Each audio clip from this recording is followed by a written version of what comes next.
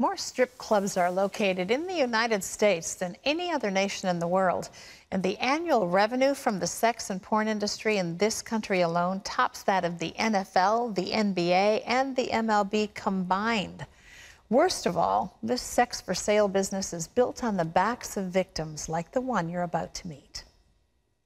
Anny Donewald grew up in the spotlight as the daughter of an elite NCAA basketball head coach.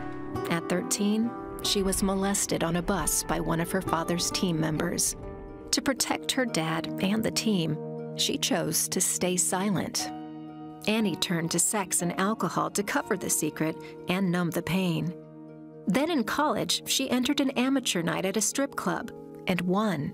That opened the door to 6 years of exotic dancing in top clubs across the country, and ultimately to high-end prostitution.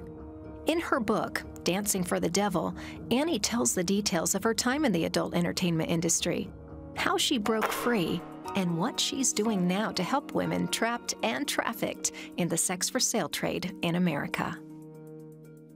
Please welcome to the 700 Club, Anny Donewald. Anny, it's great to have you here. Thank you so much for having me. You were the youngest of 4 children, very loving family. I mean, most people don't envision someone who gets wrapped up in the sex industry as having that background. Absolutely. How did you get lured into all of that? You know, I always tell people that there's always things that happen that get girls into the sex industry. Nobody ever wants to wake up and say, you know, hey, I think I'll be a stripper, or I think I'll get into this.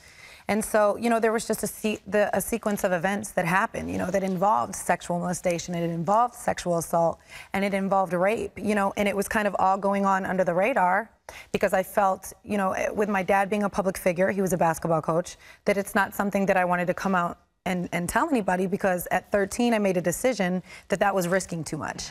You know, that would cause him his job, or, you know, and at 13, so, you know, you keep secrets. You're trying to balance all of your father's fame and life. Exactly. Yeah. You're trying to, right, everything's kicking in. And so I made the decision to keep my mouth shut, which ended up just really being a toxic decision. And sometimes I think, at least other women that I've talked to, feel like that's kind of what how they're meant to live. Like it's just sort of their destiny, if you will, to live in a place where they're abused, taken advantage of, not good enough to have some of the things that they see other women having in normal relationships. What was your lifestyle like at the height of your involvement in all of this? You know, it's funny because I think that this culture and this society teaches us that money is the thing. You know, we get up, we go to work, we do all these things to get money, and then you get a bunch of money and you find out that that isn't the secret to happiness. And that was a really lonely moment for me. Because, you know, like I said, everybody's teaching me and society's teaching us, chase after that dream, chase after that money, and I'm making money, but I'm selling my soul to get it. And come to find out, I'm miserable and it's horrible. And now you're in it.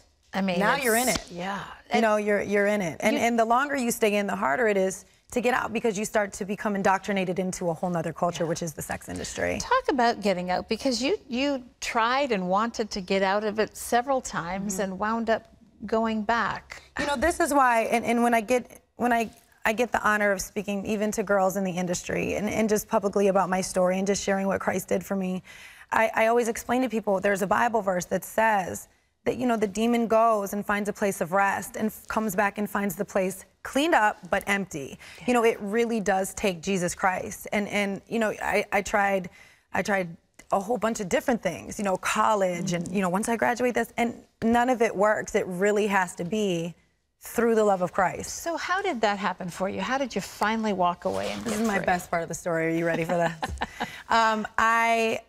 I was in for 6 years. You know, I got to my breaking point when I realized, you know, it had escalated into prostitution in Las Vegas and Beverly Hills. And I went home and I was like, I have to figure something else out. Like this has overtaken my life. What is meant to be one decision for one night when I was 19, you know, I'm almost 26 at this point. And so, you know, I was pregnant with my son and went to have an abortion.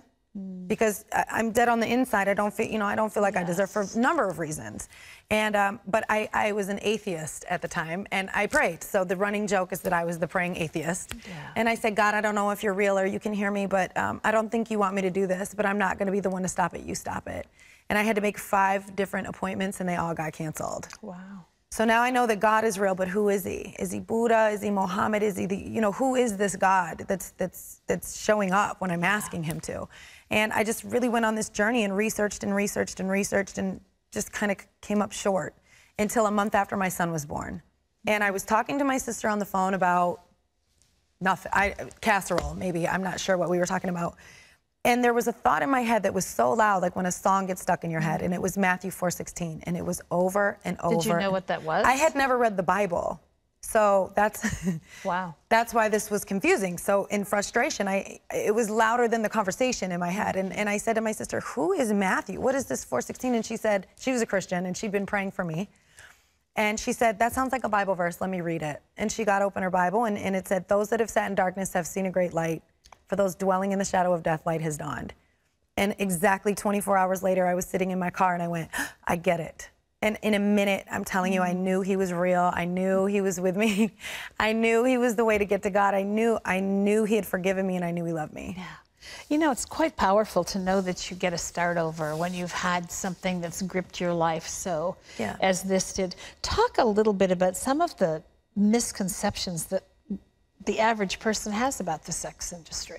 I think that so many times, especially for Christians, this is one of the reasons why I know the Lord has picked me to go and speak on this, is that we demonize the people there. These girls are some of the most precious girls, because now I go back, I go back into the clubs, and you're helping. I'm helping women now, and when I get a chance to talk to them, they're some of the most precious girls that have just taken a wrong turn, and all they need is another chance.